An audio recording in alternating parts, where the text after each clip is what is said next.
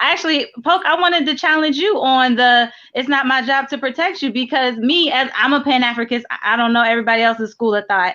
I'm a Pan-Africanist. And so I think we are all should be one. And the way to heal the community is for us to come together I 100% disagree with and that, heal. all of those people do not identify like we do. So I'm not even with the I understand that. I'm just saying, but even people of that diaspora do not identify as Black Americans, and they don't give a shit about. So I'm not. Yeah. But even still, I'm talking about even us right here in America, us African Americans, as if we Black men and Black women are going to come together and heal and fix our community, we have to stop saying things like it's not my job to protect you, because I believe that we should be protective of one another, stranger or not. If we could get to the point where we have so much healing to where I'm walking down the street and I don't know Pope from a can of paint, but he's in a situation where me as a woman can deter it, and I choose to do so, and vice versa. If I'm being cornered by some men, Black, white, or indifferent, and he deters it because I'm just another Black woman, that's when we get to the point when we can heal. But saying things like it's not my job to protect you, that's not going to get us anywhere. I think that in context it's differently. Like I don't think any Black man is just going to allow walk by and allow a woman just to be getting her ass whooped. I think when we're talking about a dating thing and me not having to, I think it's all. I think it all can be connected. May I respond to that? Please? Go ahead. I mean, okay, it's not the same thing. I was very specifically clear. I said when it comes to dating, that's what I said. Now, I don't know no Black man. If I seen a Black woman in public getting harmed, I will go to war for that woman. Period, point blank. And on a large collective, Black men protect their woman more than any other man. The white man don't protect his woman. The white man don't they? They will sacrifice the shit out of that white woman. They do not. What do you mean? Give me an example. Let me finish my thought, please, Hanny, please. But on a large collective, you see the Black man. We don't have a woman. We don't have a woman. What I mean by that is we can't tell you what to wear. The white man done told the white woman they can't even wear a miniskirt.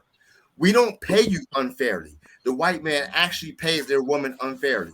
We don't have any control over our woman. We can't say, don't go here, don't go there, don't work there, don't work there. We are the only group in the world where our woman is paid more money than we are, and that's done by design. But my sister Elena came back today and said, you know what? If this man don't make X amount of dollars, he can't even speak to me. And she completely skipped over the fact that that is by design, because it is. I'm sorry, that's an excuse. You right, I did. I don't care about no design, and I also did that mass incarceration and stuff has happened. But I also understand that if a man wants to do well for himself, he will. Oh no! If a man wants to do better for himself, he will. Let me know when I can finish, sister. But you still don't feel like it's designed for the Black one. Just we're talking about disrespect. I mean, you completely just interrupted me while I was speaking. I never did nothing like that to you. But you want to tell me about respect, huh?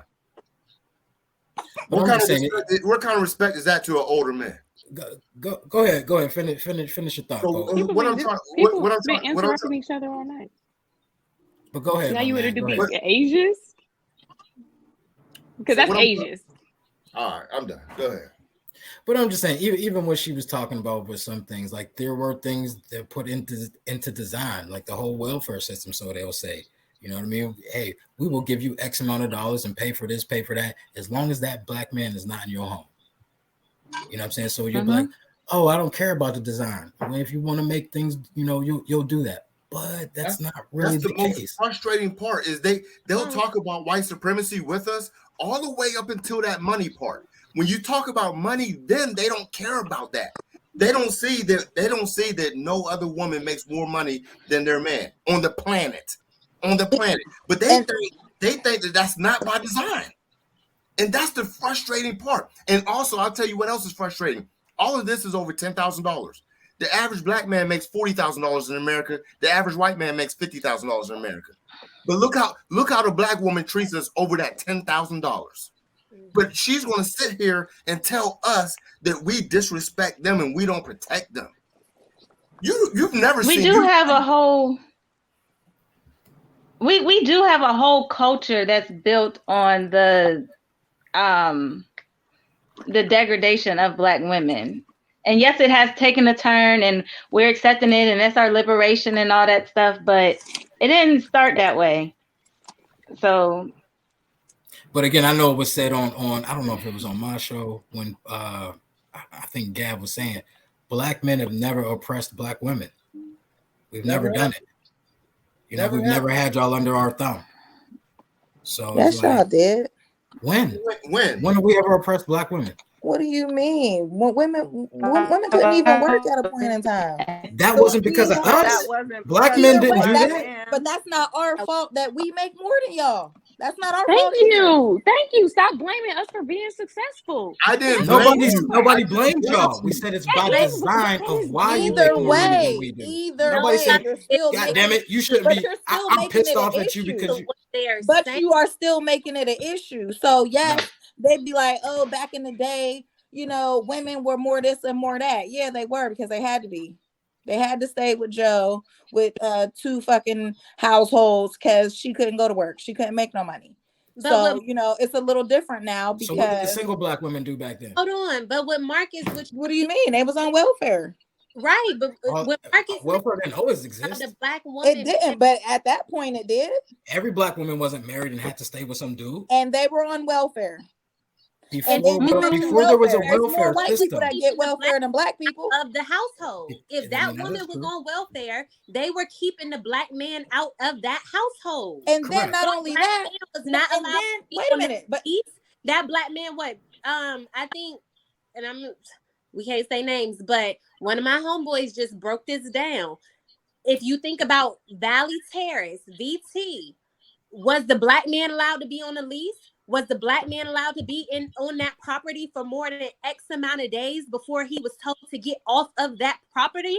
The Black woman that was a single woman that had to have support by welfare, they strategically took that Black man out of the household. Correct. In the moment that Black man wanted to then build a future, a life with that Black woman, that welfare was saying, I'm not going to provide for your kids, and now I'm going to make him do it. And then that then puts the weight and the pressure on that Black man to now provide for that household.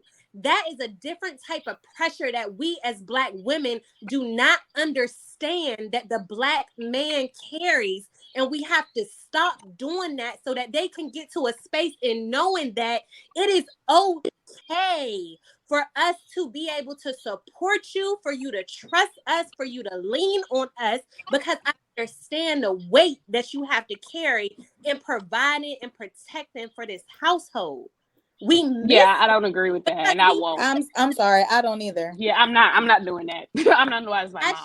If you lay down and we had a baby or whatever, and we both working, if you get a chance, watch the movie Claudine. It's going to give you the. I've seen Claudine, and that was horrible. But that's the movie.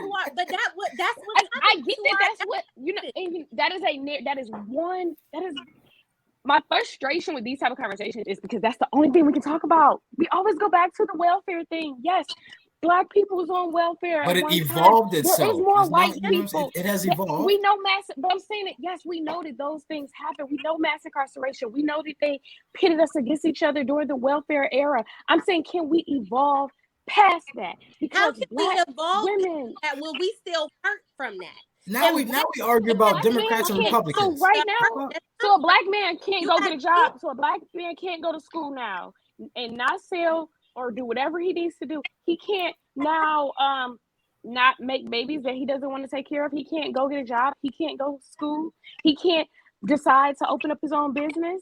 Black men can't do that by and large. Hey, Mark, can I say something real quick? I got to all right, go ahead, Pope, before you got to roll. You know what? This goes back to what I was saying about peace. And right now, this is affecting my peace. You feel me? And so I put it to you just like this, man. You want to put everything on Black men. You know what? We'll try to do better, man. And I'm going to leave it at that. I don't got time to sit here and argue and point the finger about who's done worse. The sister with Black men is just a detriment to the community. Let her believe it, man. But I'm not. I never said that. I'm not gonna let that affect my piece. And I'm on that, man. If y'all have any other questions or if you want to talk real quick, you can talk. But this took a drastic turn, and I'm not about to sit here and listen to no male black. Because Marcus, one real quick thing. We can never sit on your platform. Oh, come on, Poke. No, y'all. I know Candy is not going to let us sit here and bash black women. So I'm not going to What did I sit through 2 weeks ago? Where was it's it? What did I sit through 2 weeks ago? That means you got no peace within. I was never bashing black women. I was never bashing peace within. Then you'll be able to have a nuanced conversation because it's group, ain't no group thought. Everybody don't agree with every single thing. I never bash black men, but I call for us black men to have accountability for each other. And we asked, I don't think we've ever got an answer of really what we're not holding each other accountable for. Definitely did. The other two ladies brought up protection, and I brought up other things, and then you said that those were also things that white men do. And I was saying that us, by and large, as black people, because right now, so how do I hold Poke accountable for not protecting his lady? What do I do? So it's the personal relationship that you are in with him. Do you sit down and have a man-to-man conversation with him? Do you tell him that, hey, yo, that's not cool? Do you challenge him as a man to do more for the women in his life? And let's say I do all of that, and he still wants to go about the way he's living life. You're doing all you can do. Then you're doing all you can do. But is he really held? When I'm talking about being held accountable, he could completely blow me off and feel like he's doing nothing wrong. At the end of the day, was he held accountable for what it is that he's doing? But that's the case with any and everybody. That's the first step. So there's really no accountability being held, regardless of if somebody says something. I feel like somebody in themselves, they have to hold themselves accountable. I can't go to somebody else's house and be like, listen, man, this is what you got to do. Like when we're talking about politics and all that and holding politicians accountable, okay, listen, if you don't do X, Y, and Z, guess what? We don't vote for you again. You're held accountable if you don't do what you're supposed to do. There's nothing I can do to another black man to make him do something for his black woman. Absolutely nothing. It's what he. Because you just said if you were on deadbeat dad, but you said if there was a deadbeat dad, you would not be around him. So if you were the same one, like I can't be around a dude that don't treat his queen right, then it could be the same thing. And listen, and me not being around, wanting to be around a deadbeat dad. Me not wanting to be around a deadbeat dad is just because I don't hang out with him no more does not mean he's going to start to be a good dad. But if it becomes a societal thing, if it becomes a cultural thing where it's a lot of them and he's a pariah because he don't treat his queen right and he don't take care of his kids, then the change will come. Correct me if I'm wrong, but from some things that I have read, they're saying black men take care of their kids more than pretty much any other race in this country. Yeah, I brought that up because you brought that up. I'm not saying that. More than majority of us are taking care of our kids and aren't deadbeat dads, and we are holding ourselves responsible and accountability for handling our responsibilities as far as our families are concerned. So. This is where No, I think it's a cultural thing. I think it's a cultural thing. You have those elders that will say you need to take care of that seed you got. Like it is in and of yourself and you choose, but it's also a cultural thing. So I'm saying if we cared about our kids, if we cared about the way black men treated their black women in the same way that we care about how good of fathers they are, we would see a change. If we did it collectively. Okay, listen. What Ilana is saying isn't even my reality, and this is what I'm saying. We're talking about something that ain't. Welcome to my life. We're saying, listen. I don't know this. I don't know that. Anytime that I'm around a friend of mine's or another brother, if they caught me cheating or they see me out with someone, they would, without any question, be like, bro, what is you doing? Without any question. They will hold me accountable. So like the stuff that she's saying, I don't know what she's talking about. And she acts like as if she's a man and she's in our inner circles. You know, when it comes to abortion, y'all tell us, oh, do you have a vagina? Then you can't talk about this. I don't think she can talk about what she's talking about. She don't know what we talk about. She don't know if we hold each other accountable. Because I'm just saying, I know for a fact If I call my homeboy up like, yo, if so-and-so asks, tell her I was with you. Why? Oh, I'm gonna be with someone else. They'd be like, bro, what are you doing? What are you doing? They would hold me accountable. So I'm not gonna sit here and argue about what men do with a woman that don't even know what men do. I'm not, this has gotten goofy. And especially when we talk about how women hold each other accountable for so much stuff. And I don't really believe that y'all are just, that is that way. I really don't, because I be around women, I hear and I see things, and I don't see anybody checking nobody for real because of the bullshit that they doing. I don't see all on social media. Motherfuckers talking about their baby dads. This motherfucker, ain't not a single comment is, come on, sis, don't do this. Take this down. This ain't cool. You making yourself look like a fool on here. You the motherfucker who had kids with him 3 times. Right. Yes, they do say that. And I guess very rarely. But that's no, it's not. Because it's yes, just it because it's not happening in your community or in your circle doesn't mean it doesn't happen. Well, where's it happening? Okay, so why can't we have that same? Why can't we have that same courtesy? Where's it happening? How would you know? How would you know where it's happening? Social media, by and large, social media, man, you can see how black men are talking. That's her education. So social media is real to her. All right. Listen, Alana. You really don't know if men hold each other accountable or not, man. You don't know this. You're just saying stuff because you be looking on social media. You don't know what we do. Sometimes, and this is another thing that makes me mad. Like, ladies, let's not front. Y'all really don't understand men too much. But then when a man is trying to tell you about us, tell you our nature, tell you how we get down, you want to argue with us? Elena, like, where'd you get this knowledge of what men do? I'm getting it from everything that I've actually social media. There's actual studies and things out there like about social media. Treated. There's like also media. How are black women treated? Like black women, I think it was Malcolm X who said that we were the most disrespected. Not by us, by them. See, listen, man. Not necessarily black. No. It's also by black men. Malcolm X didn't say that. Now you're making stuff up.